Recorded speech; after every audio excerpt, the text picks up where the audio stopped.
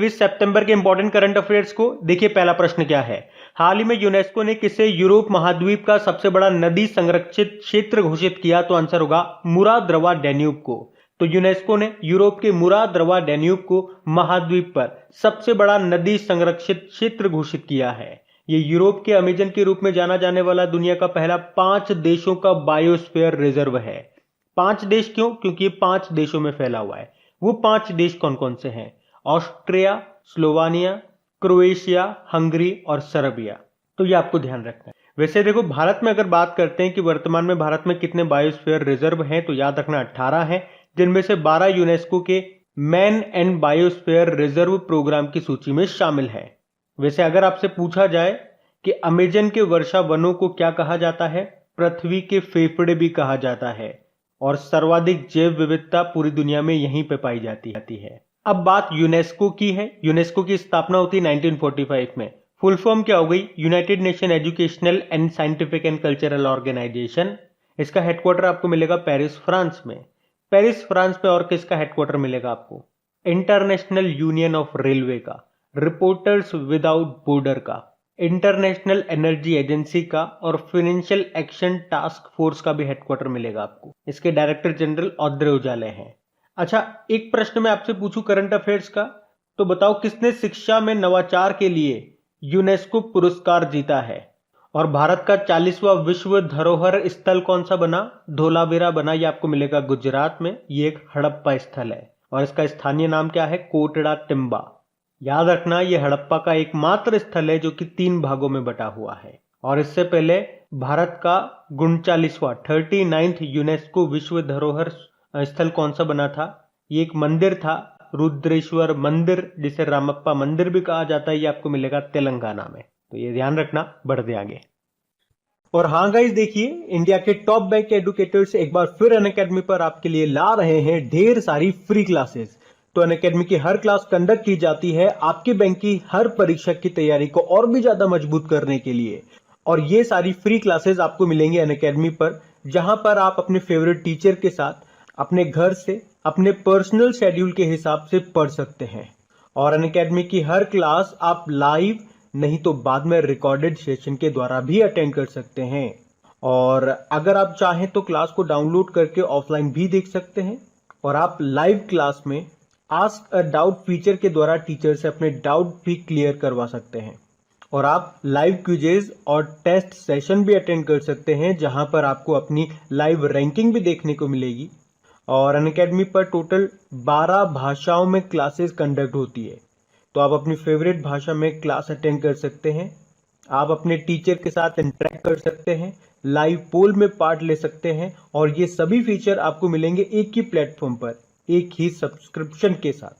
तो आज ही सब्सक्राइब करें अनअकैडमी पर और इन सभी बेनिफिट्स का लाभ उठाइए।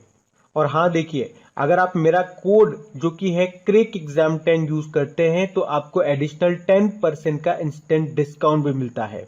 तो आपको इन सभी क्लासेस के जो लिंक हैं वो नीचे डिस्क्रिप्शन में मिल जाएंगे, तो वहां जाकर के आप इन सबका बेनिफिट उठा सकते हैं। अभी हम बढ़ते हैं आगे। तो बताइए, अभी हाल ही में किसने नॉर्वे शतरंज ओपन 2021 का खिताब जीत लिया है? तो आंसर होगा डी गुकेश ने। तो भारत के सबसे युवा ग्रैंड मास्टर हैं ये डी गुकेश, जिन्होंने नॉर्वे शतरंज ओपन 2021 का खिताब जीत लिया है।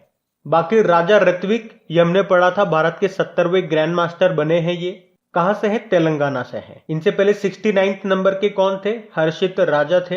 ये पुणे महाराष्ट्र से थे। और अगर आपसे पूछा जाए विश्व के सबसे युवा ग्रैंड मास्टर कौन है, तो अभिमन्यु मिश्रा है, भारतीय अमेरिकी हैं ये।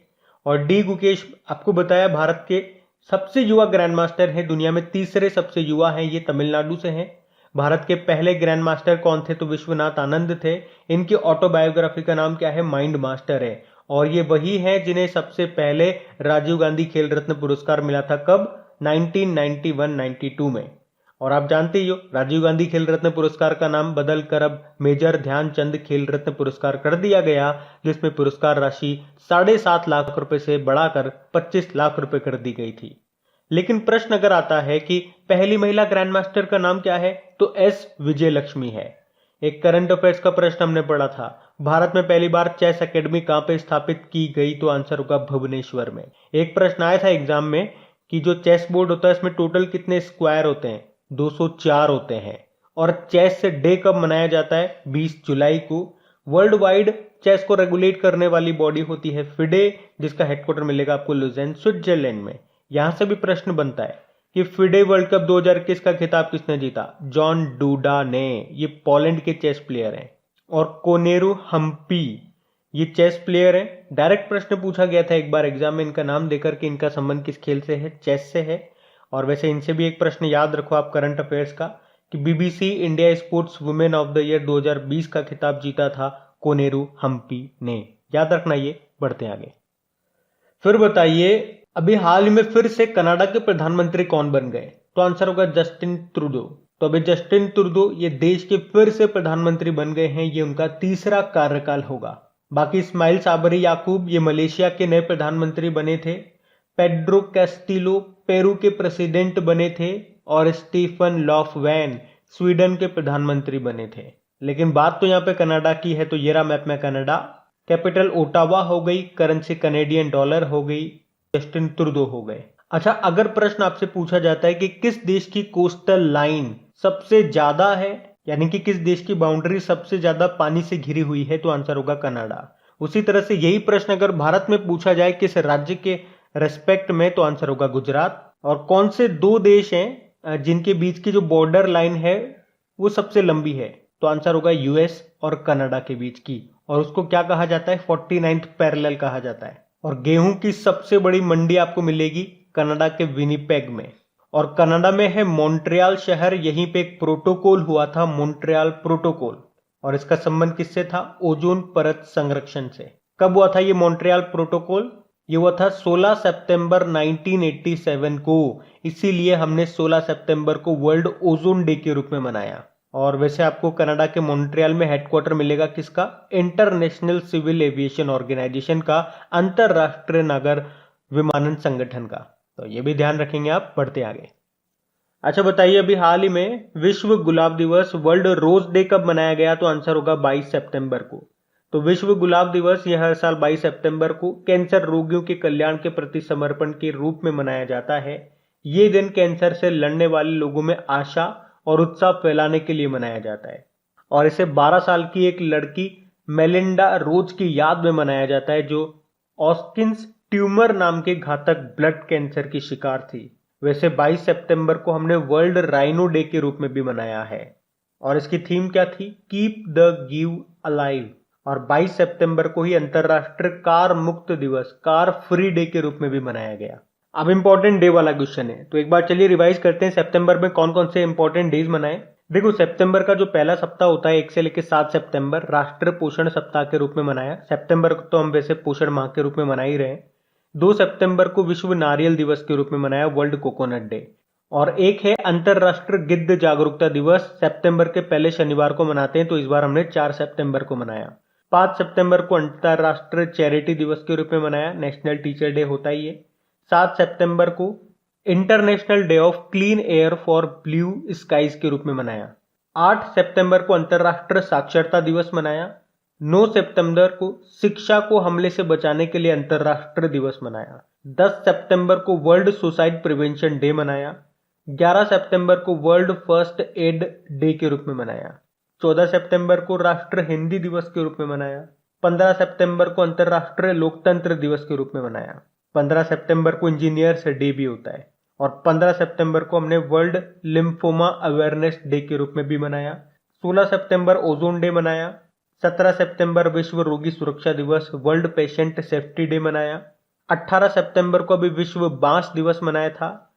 18 सितंबर को ही विश्व जल निगरानी दिवस, वर्ल्ड वाटर मॉनिटरिंग डे मनाया। और सितंबर के तीसरे शनिवार को अंतरराष्ट्रीय तटीय सफाई दिवस, इंटरनेशनल कोस्टल क्लीनअप डे मनाया जाता है, जो इस बार 18 सितंबर को ही मनाया। और इसी तरह से सितंबर के तीसरे शनिवार को ही अंतरराष्ट्रीय लाल पांडा दिवस भी मनाया जाता है, जो 18 सितंबर को ही मनाया गया। विश्व अल्जाइमर दिवस अभी 21 सितंबर को मनाया। और अंतरराष्ट्रीय शांति दिवस ये भी 21 सितंबर को मनाया। तो सितंबर के ये कुछ इंपॉर्टेंट डेज थे, इनको ध्यान रखना। बढ़ते आगे। फिर बताइए, हाल ही में the three Khans and the emergence of new India नाम की बुक के लेखक कौन है? तो आंसर होगा कावेरी बमजई। तो अभी वरिष्ठ पत्रकार हैं ये, वैसे कावेरी बमजे इनका नाम है, और इन्होंने ये बुक लिखी है जिसका नाम क्या है, the three Khans and the emergence of new India. बाकी doctor Prabhleen Singh shining Sikh youth of India नाम की बुक लिखा। Subramanian Swamy human rights and terrorism in India नाम की बुक लिखी। और केजे अल्फोंस पूर्व केंद्रीय मंत्री हैं, accelerating India 7 years of Modi government नाम की बुक लिखी इन्होंने। फिर बताइए